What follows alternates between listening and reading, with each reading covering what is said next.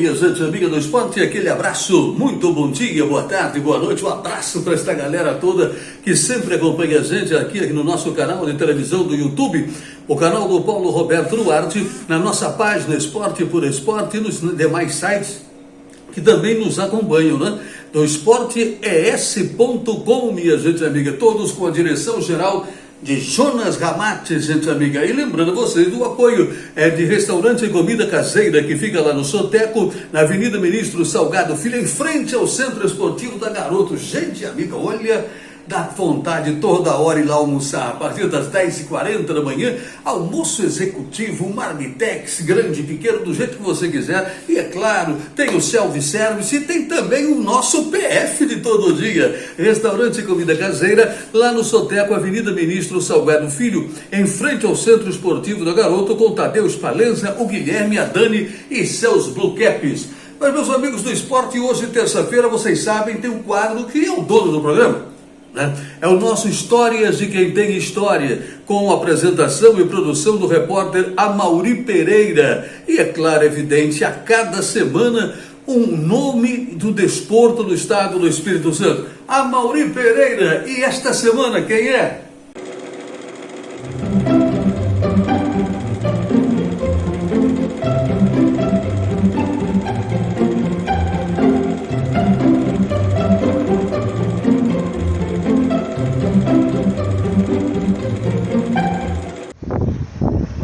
Girando com o esporte, Paulo Duarte, rapaz, esse aí que tem história no futebol capixaba para contar.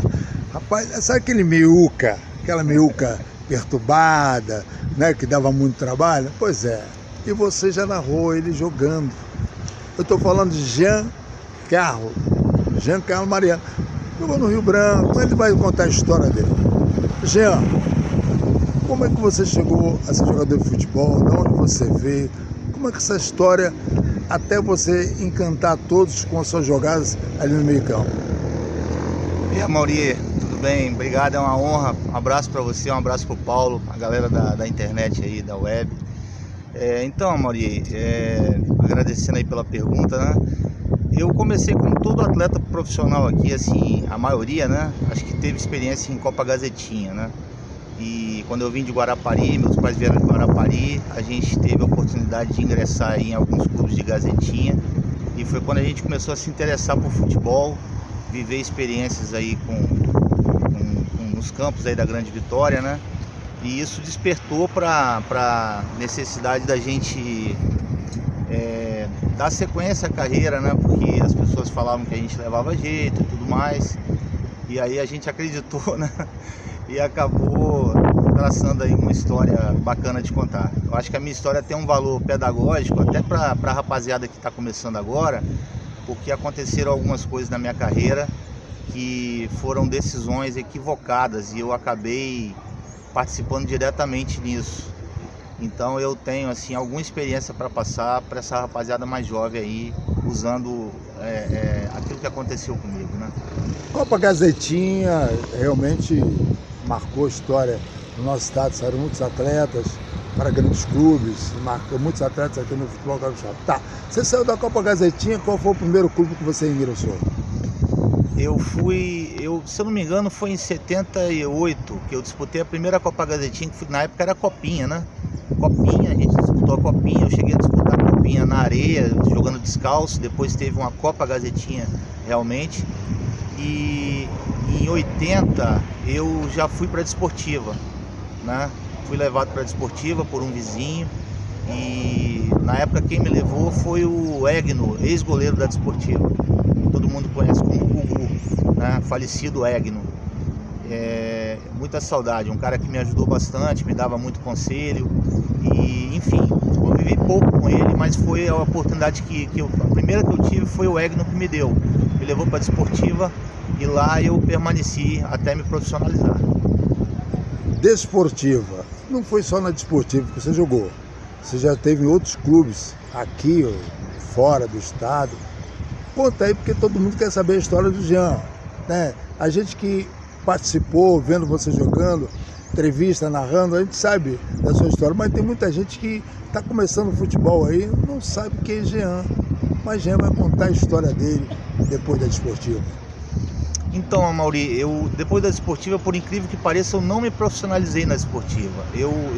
Na Desportiva, eu cheguei a pegar a minha liberação como atleta, né, profissional, e fui para o Rio Branco. Me profissionalizei no Rio Branco, né, com o finado Gaúcho. Foi o primeiro treinador que eu tive no profissional. E o Rio Branco me deu essa oportunidade, né, me profissionalizei em 87. Disputei um brasileiro, né? Cheguei aí em alguns jogos, acompanhando a equipe profissional, jogando, entrando. E em 88 eu joguei o primeiro campeonato profissional meu realmente pelo estado, jogando pelo Rio Branco, né? Com o Marcos Magalhães como treinador e vestindo a camisa do Rio Branco, fomos vice-campeões e eu fui um dos artilheiros da competição. Rio Branco, mas tem outros clubes que você já passou. Dentro do futebol capixaba, se Desportiva, Rio Branco, ou teve outros clubes aqui dentro que você jogou, e fora do estado? Eu sei que você tem uma passagem pelo Rio de Janeiro e tal. Conta essa história aí, já. No Rio, quando eu falo para vocês que a minha história tem um valor pedagógico, Amaury, eu quero dizer o seguinte: essa rapaziada mais jovem de hoje, principalmente os garotos de hoje, eles têm assim uma ânsia de verem as coisas acontecerem, já pensam logo em Europa, já pensam logo em oportunidades maiores do que aquelas que eles na verdade merecem, né? Isso acontece com todo atleta, essa incerteza, falta de orientação, na verdade, de alguém chegar e falar: garoto, calma, que não é a hora, faz aqui primeiro para depois fazer lá fora.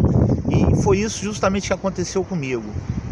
Por mais que eu tivesse orientação de família, dentro de casa, a torcida dos meus pais e tudo mais, mas faltou para mim a tomada de decisão em fincar o pé em algum lugar.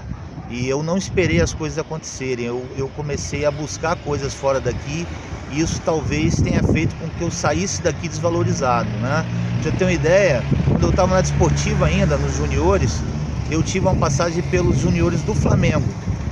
Eu fui para o Flamengo, né, levado por um amigo do meu pai, cheguei lá, fiz o teste, passei e fiquei 8 meses no Flamengo. Na época, o Zico estava voltando da Itália e o Flamengo estava evitando de fazer investimentos em categorias de base e tudo mais, e a Desportiva estabeleceu um valor para o Flamengo me comprar, e o Flamengo não me comprou por conta de eu ser um jogador igual aos que estavam lá. Eu não era um cara que me destacava diante dos outros, né? Inclusive foram palavras do próprio supervisor na época, o Isaías Chinoco, falou: Jean, se você fosse um jogador extra classe, a gente fazia um esforço aqui, mas você é um jogador normal, como todos os outros que estão aqui, então não justifica a gente fazer investimento numa época em que a gente está tentando aí juntar as moedinhas aí para o Zico voltar, né?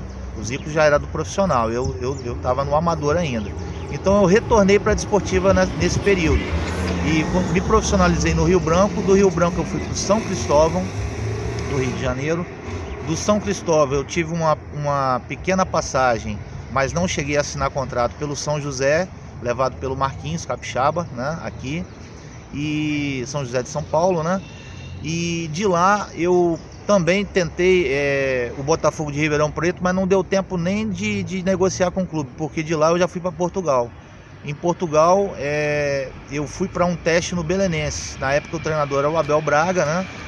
E permaneci lá por 2 meses, mas não fiquei no Belenenses. Acabei assinando com outro clube em Portugal, que era o Desportivo de Águeda, e lá eu permaneci por 4 anos. E retornei para o Brasil para encerrar a carreira no Rio Branco e depois no Vitória. Parou por quê? Encerrou por quê? A idade, né, Amaury? Eu preferia, assim, encerrar um processo doloroso, que é de ficar arrastando aquela situação por muito tempo. Eu preferi parar no auge, assim, no auge, inclusive da forma física, né, porque eu estava correndo bem ainda. Se bem que eu nunca fui de correr, não. Mas assim, eu estava aguentando bem ainda suportar as pressões da profissão, né? Jogos e treinos e tudo mais. Mas assim, eu preferi parar antes do que fazer ali 39, 40 anos jogando bola, me arrastando e provocando até críticas, coisas que acontecem com muito jogador de futebol hoje em dia. Rápidas pinceladas, recado para essa garotada que gosta de futebol, quer ser alguém dentro do futebol. Olha, assim, não é nenhuma crítica, né, direcionada para ninguém, né, nem para uma parte dessa nossa juventude, mas assim, até porque a influência das televisões aí, da internet hoje é muito grande, coisa que não tinha na nossa época, né? Hoje em dia a criança ela se pauta por um Cristiano Ronaldo da vida, por um Messi da vida, por um Neymar, todos os atletas que jogam lá fora. E eu acho que as pessoas têm que sonhar alto mesmo, né? Não tem limites no futebol. O futebol realmente transforma as pessoas, transforma a vida das pessoas. Porém, eu acho que as crianças de hoje, os jovens de hoje, têm que procurar fincar o pé onde estão, jogar, mostrar qualidade, mostrar serviço, que certamente as coisas vão acontecer, tá? O futebol, nada que você faça no futebol fica escondido, tá? Se você tiver uma conduta legal, uma maneira legal de olhar a vida e de respeitar as pessoas, respeitar a sua profissão, você consegue chegar onde você precisa. Paulo Duarte, no Giro pro Esporte. Olha, o papo foi legal, o papo foi com o Giancarlo Mariano, meiuca, tranquilo, né? Rapaz, a bola de vez em quando, excelência, posso chegar até aí? Esse foi o papo gostoso e alegre no Giro do Esporte, Paulo Duarte.